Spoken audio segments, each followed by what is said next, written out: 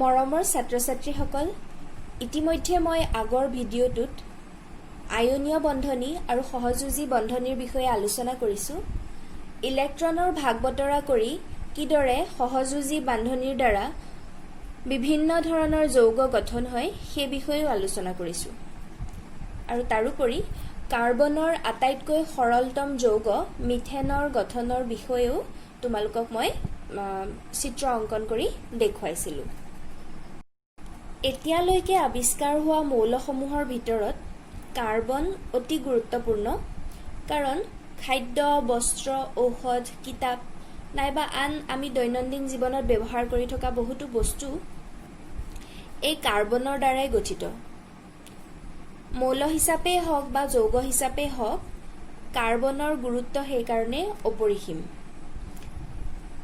যদিও ভূপৃষ্ঠ আৰু বায়ুমণ্ডলত থকা কাৰ্বনৰ পৰিমাণ তেনেই নগণ্য, কিন্তু কাৰ্বনৰ ব্যৱহাৰ বহুলভাৱে হয়।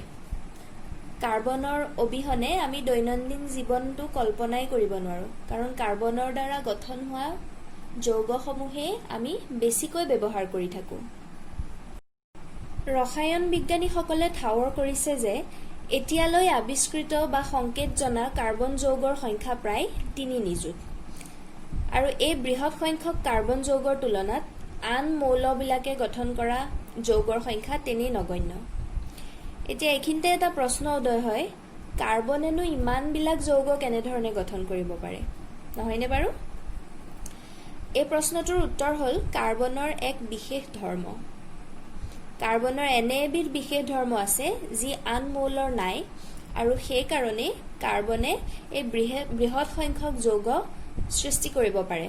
আৰু সেইকাৰণে আমি ব্যৱহাৰ কৰা প্ৰত্যেকটো সামগ্ৰীতেই কম বেছি পৰিমাণে কাৰ্বন থাকেই। সহযোজী বন্ধনীৰ ধৰ্মৰ বাবে কাৰ্বনে অগণন যৌগ গঠন কৰিব পাৰে। আৰু কাৰ্বনৰ দুটা প্ৰধান ধৰ্ম আছে, সেই দুটা তোমালোকৰ কিতাপত ধুনীয়াকৈ দিয়া আছে, চোৱা। প্ৰথম ধৰ্মটো হ'ল কেটিনেশ্যন ধৰ্ম, যিটো মানে কি, কাৰ্বনে নিজৰ মাজতে বান্ধনী সৃষ্টি কৰি বৃহৎ সংখ্যক অণু গঠন কৰিব পাৰে। কাৰ্বনে যিহেতু সহযোজী বন্ধনীৰ সৃষ্টি কৰে, গতিকে কাৰ্বনে এটা কাৰ্বনৰ লগত আন এটা কাৰ্বন লগ হৈ পেলাই আকৌ ঠিক তেনেকৈ তাৰ লগত আন কাৰ্বন লগ হৈ ঢেৰ কাৰ্বন সংযুক্ত হৈ সহযোজী বান্ধনী সৃষ্টি কৰিব পাৰে, আৰু এই ধৰ্মটোকে কেটিনেশ্যন ধৰ্ম বুলি কোৱা হয়। এই ধৰ্মৰ ফলত উৎপন্ন হোৱা যৌগবিলাকত কাৰ্বনৰ দীঘল শৃংখল, শাখা শৃংখল নতুবা চক্ৰীয় শৃংখল পৰিলক্ষিত হয়।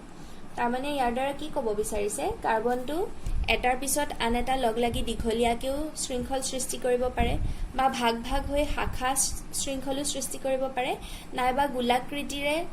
গোটেই কাৰ্বনসমূহ লগ লাগি চক্ৰীয় শৃংখলো সৃষ্টি কৰিব পাৰে। ইয়াৰ কোনো বাধ্যবাধকতা নাই যে সি এক প্ৰকাৰেহে সজ্জিত হ'ব পাৰে, তেনেকুৱা কোনো ধৰাবন্ধা নাই। দীঘলীয়াকৈও সজ্জিত হ'ব পাৰে, শাখা শাখাকৈও সজ্জিত হ'ব পাৰে, বা গোলাকাৰেও সজ্জিত হ'ব পাৰে। আৰু তাৰোপৰি কাৰ্বন পৰমাণুবোৰ একবান্ধনী, দ্বিবান্ধনী বা ত্ৰিবান্ধনীৰ দ্বাৰা যুক্ত হৈ থাকে। একবান্ধনী কি হয়, দ্বিবান্ধনী আৰু ত্ৰিবান্ধনী কি হয়, মই যোৱাটো ভিডিঅ'ত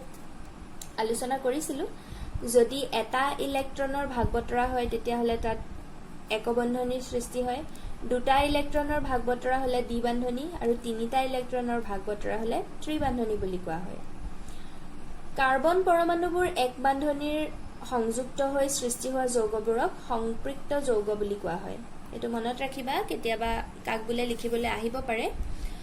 এতিয়া সংপৃক্ত যৌগ মানে কি, যদি কাৰ্বন পৰমাণুবোৰ এক বান্ধনীৰ দ্বাৰা সংযুক্ত হৈ যৌগ গঠন কৰে তেতিয়াহ'লে তেনেকুৱা যৌগবোৰক সংপৃক্ত যৌগ বোলে। আনহাতে যদি দ্বিবান্ধনী বা ত্ৰিবান্ধনীযুক্ত যৌগ হয় তেতিয়াহ'লে তেনেকুৱা যৌগবোৰক অসংপৃক্ত যৌগ বোলা হয়। তো পাৰ্থক্যও লিখিবলৈ আহিব পাৰে দেই, ইম্পৰ্টেণ্ট হয়। আন কোনো মৌলই কাৰ্বনৰ দৰে কেটিনেশ্যন ধৰ্ম নেদেখুৱায়। এতিয়া চিলিকন যদিও কাৰ্বনৰ লগত একেটা বৰ্গতে থাকে, বা চিলিকনে হাইড্ৰজেনৰ লগত 7টা বা 8টা চিলিকন পৰমাণু শৃংখলিত যৌগ গঠন কৰে, যদিও যৌগবোৰ বহুত সক্ৰিয় হয়, তাৰমানে সিহঁতি পটককৈ আনৰ লগত বিক্ৰিয়া কৰে। তাৰ ফলত কি হয়, বস্তুটো ষ্টেবল নহয়, স্থিৰ নহয় যৌগবিলাক। কিন্তু কাৰ্বন পৰমাণু লগ লাগি যিবোৰ যৌগ গঠন হয় অৰ্থাৎ কাৰ্বন কাৰ্বন বান্ধনিৰ যেটো সৃষ্টি কৰে কাৰ্বনৰ যৌগৰ মাজত সেই বান্ধনিটো অতি দৃঢ় হয় আৰু সুস্থিৰ হয় ইহঁতি পতককে আনৰ লগত বিক্ৰিয়া নকৰে আৰু সেই কাৰণে কাৰ্বন পৰমাণুবোৰে ইটো সিটোৰ লগ লাগি অগণন যৌগ গঠন কৰিব পাৰে আৰু দ্বিতীয় ধৰ্মটো হ'ল যেহেতু কাৰ্বনৰ যোজ্যতা 4 তোমালকে জানাই গতিকে ই আন 4টা কাৰ্বন বা অন্য কোনোবা একযোজী মৌল যেনে হাইড্ৰোজেন সোডিয়াম বা আন বাকি মৌলবিলাক যিবিলাক আছে অক্সিজেন নাইট্ৰোজেন সালফাৰ ক্লোৰিন তাৰ উপৰি আন বহুতো মৌলৰ লগত কাৰ্বনে লগ লাগি যৌগ গঠন কৰিব পাৰে আৰু এই বিশেষ ধৰ্মটোৰ কাৰণে কাৰ্বনে যে অকল নিজৰ লগতহে যৌগ গঠন কৰিব তেনেকুৱা নহয় আন বিভিন্ন ধৰণৰ মৌলৰ লগত লগ লাগি নানান ধৰণৰ যৌগ গঠন কৰিব পাৰে আৰু যদি বেলেগ মৌলৰ লগত লগ লাগি যৌগ গঠন কৰে তেতিয়া হলে বিষম পৰমাণু বুলি কোৱা হয় দেই আৰু আনহাতে বেছি সংখ্যক মৌলৰ লগত দৃঢ় বান্ধনি গঠন কৰে বাবে যৌগবোৰ অতি সুস্থিৰ তো কাৰ্বনে যিকোনো মৌলৰ লগত বান্ধনি সৃষ্টি কৰি দিব পাৰে আৰু বান্ধনিডাল ষ্ট্ৰং হয় দৃঢ় হয় সেইকাৰণে যৌগবোৰ সুস্থিৰ হয় ইহঁতি পতককে বিক্ৰিয়া কৰি বেলেগ যৌগলৈ পৰিৱৰ্তিত নহয় সুস্থিৰ হয় আৰু কাৰ্বনে দৃঢ় বান্ধনি গঠন কৰাৰ কাৰণ আছে ইয়াৰ কাৰণ হ'ল ইয়াৰ ক্ষুদ্ৰ আকাৰ কাৰ্বনৰ পৰমাণুটো ক্ষুদ্ৰ হয় সেই কাৰণে কি হয় পৰমাণু গৰ্ভত থকা প্ৰোটন বিলাকে ভাগ বতৰা কৰা ইলেক্ট্ৰনজোৰ আকৰ্ষণ কৰি ৰাখিব পাৰে তোমালোকক মই পৰ্যাবৃত্ত শ্ৰেণী বিভাজন পাঠটো বুজাওতে তাত কৈছিলো যে কি যিমানে পৰমাণুটো সৰু হয় নিউক্লিয় আকৰ্ষণ বল সিমানে বেছি হয় পৰমাণুটো সৰু মৌলটো সৰু মানে কি তাৰ যেটো বহিঃ কক্ষত থকা ইলেক্ট্ৰন সেই ইলেক্ট্ৰনসমূহ নিউক্লিয়াছৰ পৰা ওচৰতে থাকিব আৰু ওচৰতে থকা মানে নিউক্লিয়াছত থকা পজিটিভ চাৰ্জ বিলাকে নিগেটিভ ইলেক্ট্ৰন বিলাকক ভালকৈ আকৰ্ষণ কৰি ধৰি ৰাখিব পাৰে তো কাৰ্বনৰ আকাৰটো যেহেতু সৰু হয় হেতু গ্ৰুপত থকা আন মৌলৰ তুলনাত হেতু বৰ্গৰ সেই কাৰণে ইহঁতে যিখিনি ভাগ বতৰা কৰা ইলেক্ট্ৰন কাৰ্বন পৰমাণুটোৱে ধুনীয়াকৈ আকৰ্ষণ কৰি ধৰি ৰাখিব পাৰে আৰু ডাঙৰ আকৃতিৰ মৌলয়ে গঠন কৰা বান্ধনিবোৰ এই কাৰণে দুৰ্বল হয় কাৰণ ইহঁতৰ বহিঃ কক্ষটো নিউক্লিয়াছৰ পৰা আঁতৰত অৱস্থিত সেই কাৰণে নিউক্লিয়াছৰ পৰা যেটো আকৰ্ষণ বল অনুভূত হয় হেতুৰ পৰিমাণটো কমি যায় যিমানে ডাঙৰ হৈ যায় মৌলটো কাৰ্বনৰ তুলনাত সৰু কাৰণে আকৰ্ষণ বলটো বেছি হয় আৰু বেছিকৈ আকৰ্ষণ কৰিব পাৰে কাৰণে ষ্ট্ৰং হয় যৌগবোৰ সুস্থিৰ হয় ঠিক আছে এই দুটা ধৰ্মৰ কাৰণে কাৰ্বনে যথেষ্ট সংখ্যক যৌগ গঠন কৰে যেটো আমাৰ দৈনন্দিন জীৱনত ব্যৱহাৰ হৈ থাকে তো কাৰ্বন অবিহনে আমি আমাৰ জীৱনটো আসলতে কল্পনাই কৰিব নোৱাৰো পেট্ৰল ডিজেলৰ পৰা আদি কৰি আমাৰ খাদ্যবস্তু চেনি হওক বা আন কিছুমান যিবিলাক ব্যৱহাৰ কৰি থাকো সবতে কাৰ্বন বিৰাজমান তো ই বহুত ইম্পৰ্টেন্ট হয় কাৰ্বনৰ সংপৃক্ত যৌগৰ বিষয়ে প্ৰায়ে সুধি থাকে তো কাৰ্বনৰ সংপৃক্ত যৌগৰ ডেফিনেশন লিখিবলৈ আহিলে এই ধৰণে লিখিব লাগিব কাৰ্বন পৰমাণুবোৰ এক বান্ধনিৰ দ্বাৰা সংযুক্ত হৈ সৃষ্ট বা সৃষ্টি হোৱা যৌগবোৰক সংপৃক্ত যৌগ বোলে আৰু ইয়াৰ উদাহৰণ হ'ল মিথেন ইথেন প্ৰপেন আদি আৰু ঢেৰ আছে তোমালোকৰ ইয়াতে তালিকা এখন দিয়া আছে তাৰ পৰা তোমালোকে উদাহৰণ দিব পাৰিবা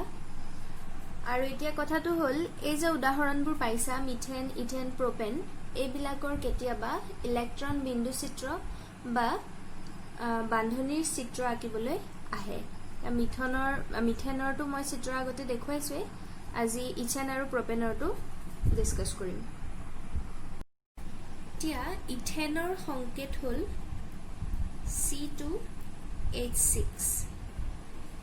অৰ্থাৎ ইয়াতে কাৰ্বনৰ দুটা পৰমাণু আৰু হাইড্ৰোজেনৰ 6টা পৰমাণু সংযুক্ত হৈ থাকে আৰু যেহেতু ই এটা সংপৃক্ত যৌগ গতিকে ইহঁতৰ মাজৰ যিবিলাক বন্ধনী একবন্ধনী হয় আৰু একবন্ধনী বিলাক এটা ইলেক্ট্ৰনৰ হালসলনিৰ ফলত সৃষ্টি হয় ঠিক আছে গতিকে ইথেনৰ যেতিয়া ইলেক্ট্ৰন বিন্দু চিত্ৰ আঁকিবলৈ আহে তেতিয়া এই ধৰণে আঁকিব লাগিব কাৰ্বন যেহেতু দুটা আছে তো আমি প্ৰথম কাৰ্বন পৰমাণু কিটাই আঁকিলো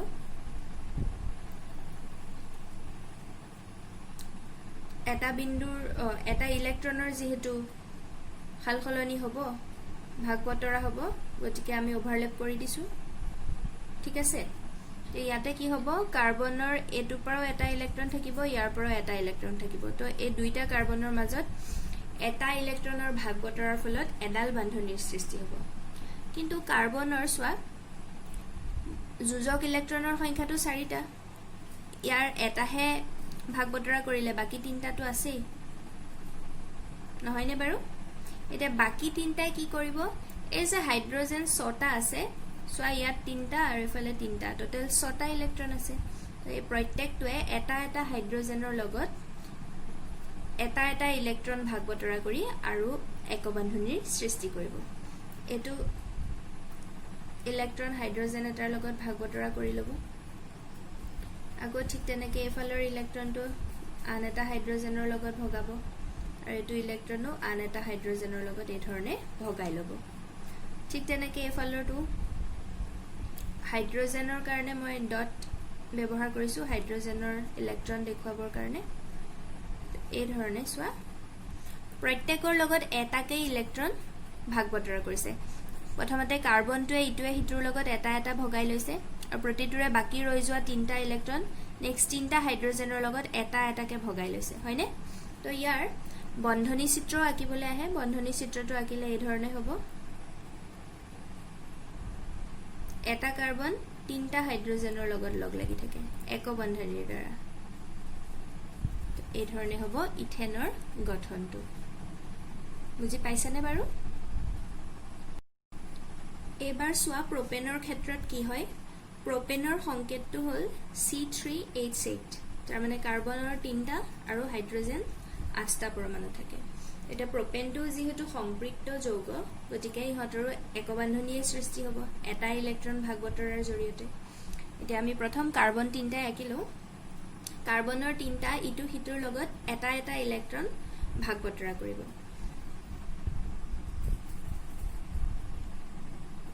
গতিকে তিনিওটা কাৰ্বনৰ বহিক কক্ষটো এই ধৰণে এটা আনটোৰ লগত ওভাৰল্যাপ কৰিব হয়নে আৰু প্ৰত্যেকটোৱে এটা এটা ইলেক্ট্ৰন ভাগ বতৰা কৰিব এটো কাৰ্বনৰ পৰা এটা ইলেক্ট্ৰন এটোৰ এটা ইলেক্ট্ৰনৰ লগত ভগাব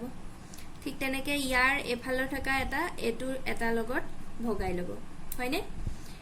এতিয়া সোৱা এই মাজৰ যেটো কাৰ্বন আছে মাজৰটোৱে ইটোৰ লগত এটা ভগালে হিটোৰ লগত এটা ভগালে তাৰ মানে ইয়াৰ দুটা ইলেক্ট্ৰন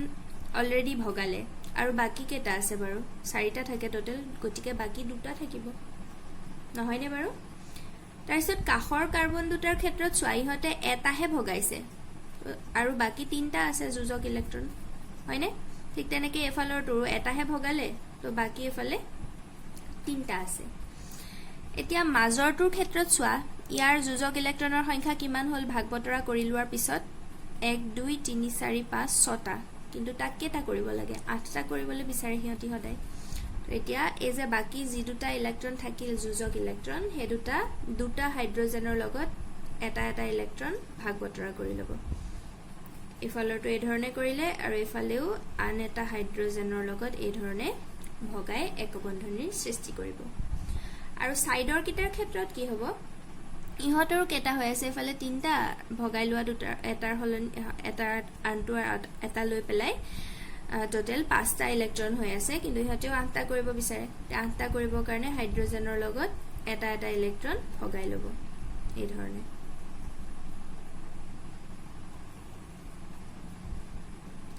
আৰু এটো সেম হাইড্ৰোজেনৰ লগত 3ডাল একবন্ধনীৰ সৃষ্টি কৰিব হৈছে এতিয়া সব প্ৰত্যেকটোৰে ক্ষেত্ৰত যদি চাও কাৰ্বনৰ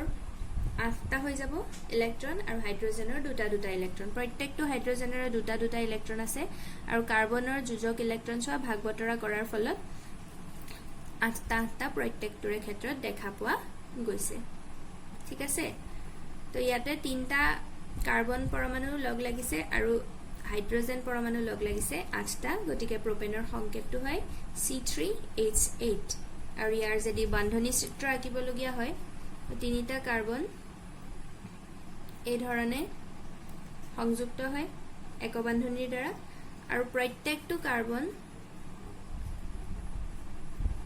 আকৌ হাইড্ৰোজেনৰ লগতো এই ধৰণে সংযুক্ত হৈ যৌগটো গঠন কৰে হয়নে এই ক্ষেত্ৰত তোমালকে চাবা কাৰ্বনটোৰ যদি তুমি পাহৰিও যোৱা কেনেবাকে সংকেতটো এটা কথা মন কৰিবা বন্ধনী চিত্ৰটো আগতে প্ৰত্যেকটো কাৰ্বনৰে 4খন হাত থাকে বুলি ধৰি লবা তেতিয়া সুবিধা হ'ব যেহেতু 4টা যোজক ইলেক্ট্ৰন প্ৰত্যেকটো কাৰ্বনৰে 4টা হাত থাকে আৰু এই 4টা হাতে আনবিলাক খামুচি ধৰি থাকে লাগিলে হি কাৰ্বন হওক বা হাইড্ৰোজেন হওক বা বেলেগ যৌগ হওক তো এতিয়া প্ৰথম কাৰ্বনটোৰ ক্ষেত্ৰত চোৱা তাৰ 4টা হাত ব্যৱহাৰ হৈ আছে হয় ঠিক তেনেকৈ দ্বিতীয় কাৰ্বনটোৰো 4খন হাত ব্যৱহাৰ হৈ আছে আৰু তৃতীয়টোৰো 4টা হাত ব্যৱহাৰ হৈ আছে তো এই ধৰণেও তোমালোকে চাব পাৰা তেতিয়া হয়তো বুজিবলৈ অকমান ইজি হ'ব আঁকিবলৈও ইজি হ'ব হয় তো এইটো বন্ধনীৰ চিত্ৰটো আঁকি ললে এইটো আঁকিবলৈ তেনি সহজ হৈ পৰে তো প্ৰথম বন্ধনী চিত্ৰটো চাই লবা তেতিয়া বিন্দু চিত্ৰটো আঁকিবলৈ বেছি সুবিধা পাবা হয় এই ধৰণে বাকি যৌগসমূহো আঁকিব পাৰা তোমালোকে ট্ৰাই কৰিবা নিজে নেক্সট আহিল অসম্পৃক্ত যৌগ কাৰ্বন পৰমাণুবোৰ দ্বি বান্ধনী বা ত্ৰি বান্ধনীৰ দ্বাৰা সংযুক্ত হৈ সৃষ্টি কৰা যৌগবোৰক অসম্পৃক্ত যৌগ বোলে আৰু ইহঁতৰ উদাহৰণ হ'ল ইথিন প্ৰপিন ইথাইন প্ৰপাইন আদি আচ্ছা এতিয়া তোমালোকে এটা কথা মন কৰিছানে বাৰু সংপৃক্ত যৌগবিলাকত মিথেন ইথেন প্ৰপেন তেনেকুৱা আছিলে আৰু অসম্পৃক্তত চোৱা এটা হৈছে ইথিন ইথেনৰ নিচিনাই আগতে একাৰ আছিলে থত ইয়াত হস্ৰইকাৰ হৈ গ'ল আগতে প্ৰপেন আছিলে ইয়াত প্ৰপিন হৈ গ'ল হয়নে আৰু মই পিছত তোমালোকক কম বাৰু এই দুটাত দ্বি বন্ধনী থাকে যিবিলাকত হস্ৰইকাৰ যুক্ত হয় ইথিন প্ৰপিন বিউটিন আদি হেবিলাকত সদায় দ্বি বন্ধনী থাকে তো মনত ৰাখিবলৈ সুবিধা এটো পইণ্ট আৰু যিকিটা ইথাইন প্ৰপাইন বিউটাইন এদৰে আইন হৈ থাকে তো হেবিলাকত ত্ৰি বন্ধনী থাকে এই কথাটো মনত ৰাখিবা তোমালোকে তেতিয়া চিত্ৰ অংকন কৰিবলৈ আহিলে সুবিধা হ'ব ঠিক আছে এতিয়া আমি প্ৰথমতে ইথিনৰ চাও কেনেকৈ ইলেক্ট্ৰন বিন্দু চিত্ৰ অংকন কৰিব পাৰি আৰু লগতে বন্ধনী চিত্ৰ আঁকিব পাৰি ইথিনৰ সংকেতটো হ'ল C2H4 আচ্ছা এই সংকেতবিলাক তোমালোকে অকমান মনত ৰাখিব লাগিব তাৰ বাহিৰে উপায় নাই নে তো এতিয়া প্ৰথম বাৰু বন্ধনীৰ চিত্ৰটোকে দেখুৱাই লওঁ হেতু জানি ললে তোমালোকৰ ইলেক্ট্ৰন বিন্দু চিত্ৰটো বুজিবলৈ বেছি সুবিধা হ'ব এতিয়া চোৱা ইথিনত আচ্ছা আমি আগতে গম পাইছো বাৰু দ্বি বান্ধনী থাকিব কিন্তু দ্বি বান্ধনীটো আমি হ'বই না নহবই কেতিয়াবা খেলিমেলি লাগিব পাৰে তো প্ৰথম আমি সাম এক বন্ধনী দি কি কানেক্ট কৰিব পাৰি সোয়াস কাৰ্বন দুটা আছে তো আমি দুটা কাৰ্বন দিলু হল প্ৰথম আমি এক বন্ধনীয়ে দিম কাৰণ আমি নাজানো দ্বি বান্ধনী নে ত্ৰি বান্ধনী কিন্তু এটো দ্বি বান্ধনী হ'ব বাৰু মই তোমালোকক কৈ দিছিলো হস্ৰইকাৰ থাকিলে সদায় দ্বি বান্ধনী আৰু আইন থাকিলে ত্ৰি বান্ধনী কিন্তু হেতুলে যোৱাৰ আগতে ধৰা পাহৰি গলা তেতিয়া প্ৰথম এনেকে এক বান্ধনী দিয়ে সংযুক্ত কৰি লবা আৰু H কেটা আছে বাৰু H 4টা আছে তো ইকুৱেলি ভগাব ন এটা দুটাকে লব তো এটোৰ তাত দুটা H থাকিব আৰু হাইড্ৰোজেনৰ লগতো সদায় এক বান্ধনী হ'ব কাৰণ এটা ইলেক্ট্ৰনই আছে শেয়াৰ কৰিবলৈ হয় নহয় আৰু নেক্সট এটো কাৰ্বনেও দুটা হাইড্ৰোজেন লব হল এতিয়া মই কি কৈছিলো কাৰ্বনৰ 4খন হাত থাকে এতিয়া সোয়া এটো কাৰ্বনৰ কেইখন হাত ব্যৱহাৰ হল 1 2 3খন হাতহে ব্যৱহাৰ হল ঠিক হেদৰে এটো কাৰ্বনৰ 3খন হাতহে ব্যৱহাৰ হল নেক্সট আৰু কত ধৰিব হাইড্ৰোজেন 4টা আছিল 4টাকটো ধৰিলে আৰু এখন হাত কত যাব এতিয়া হয়নে তো ইয়াৰ পৰা গম পোৱা যায় যে কাৰ্বন দুটাৰ মাজত দ্বি বান্ধনী থাকিব ঠিক আছে এতিয়া এই যে এধৰে বন্ধনীৰ চিত্ৰটো আঁকি লোৱা হল তোমালকৰ ইলেক্ট্ৰন বিন্দু চিত্ৰটো আঁকিবলৈ সুবিধা হ'ব কাৰণ আমি গমে পাই গলো যে কাৰ্বন দুটাই দুটা ইলেক্ট্ৰন ভাগ বতৰা কৰিব আমি কাৰ্বন দুটা আঁকি ললো আৰু ইহঁতে কি কৰিব ইউ দুটা ইলেক্ট্ৰন দিব ইউ দুটা ইলেক্ট্ৰন দিব তো দুটা ভগোৱাৰ পিছত ইহঁতৰ যোজক ইলেক্ট্ৰন দুটা বাছি থাকিব আৰু হয়নে আৰু প্ৰত্যেকটো এটা হাইড্ৰোজেনৰ লগত ভগাইছে এই ধৰণে হয় গতিকে যদি ইলেক্ট্ৰন বিন্দু চিত্ৰ আঁকিবলৈ আহে তোমালোকে প্ৰথম এই ধৰণে বন্ধনী চিত্ৰটো আঁকি লবা তেতিয়া বিন্দু চিত্ৰটো আঁকিবলৈ সুবিধা পাবা ঠিক আছে নেক্সট চোৱা ইথাইন। ইথাইনৰ সংকেতটো হ'ল C2H2। এতিয়া কাৰ্বনৰ দুটা পৰমাণু আছে, তো আমি প্ৰথম কি কৰিম, এক বান্ধনীৰ দ্বাৰা এই ধৰণে যুক্ত কৰি ল'লো, আৰু হাইড্ৰজেন দুটা আছে, তো এইফালে এটা হাইড্ৰজেন দিলোঁ, এইফালে এটা হাইড্ৰজেন দিলোঁ। ঠিক আছে, এতিয়া হাইড্ৰজেনৰ পৰা এখন এখন হাত ভৰ্তি হৈ গ'ল, কিন্তু কাৰ্বনকেইটাৰ চোৱা দুখন দুখন হাতহে ব্যৱহাৰ হৈছে, তো আৰু দুখনটো বাকী আছে। তো এতিয়া কি কৰিব, ইয়াতে তিনডাল বন্ধনী হ'ব। এতিয়া চোৱা এইটো কাৰ্বনৰ কাৰণে 1 2 3 4টা হাত ফিল আপ, এইটো কাৰ্বনৰ কাৰণে 1 2 3 4টা হাত ফিল আপ হৈ আছে। ঠিক আছে, তো এতিয়া ইয়াৰ পৰা ইলেক্ট্ৰন বিন্দু চিত্ৰ আঁকিবলৈ তোমালোকৰ সুবিধা হ'ব। দুটা কাৰ্বন এইদৰে অভাৰলেপ হ'ব, হয়নে? এতিয়া চোৱা তিনডাল বান্ধনী মানে তিনটাকৈ ইলেক্ট্ৰন ভাগ বতৰা কৰিছে। তো ইয়াৰ তিনটা আহি গ'ল অভাৰলেপ কৰা জেগাখনত, আৰু এইখিনিৰ পৰাও তিনটা আহি গ'ল অভাৰলেপ কৰা জেগাখনত, আৰু বাকী এটা ইলেক্ট্ৰন থাকিব, সেইটো কি কৰিব, হাইড্ৰজেনৰ লগত এক বান্ধনীৰ দ্বাৰা সংযুক্ত হৈ থাকিব, হয়নে? তো এতিয়া প্ৰত্যেকটো কাৰ্বনৰ ক্ষেত্ৰত কেইটা হৈ গ'ল, ইয়াত 6টা হৈ আছিল, 7টা 8টা, ইয়াৰো 6টা 7 8টা, আৰু প্ৰত্যেকটো হাইড্ৰজেনৰ দুটা দুটা হৈ গ'ল। ঠিক আছেনে বাৰু? তো এই ধৰণে অংকন কৰিব লাগিব তোমালোকে, কেতিয়াবা আহি থাকে দেই।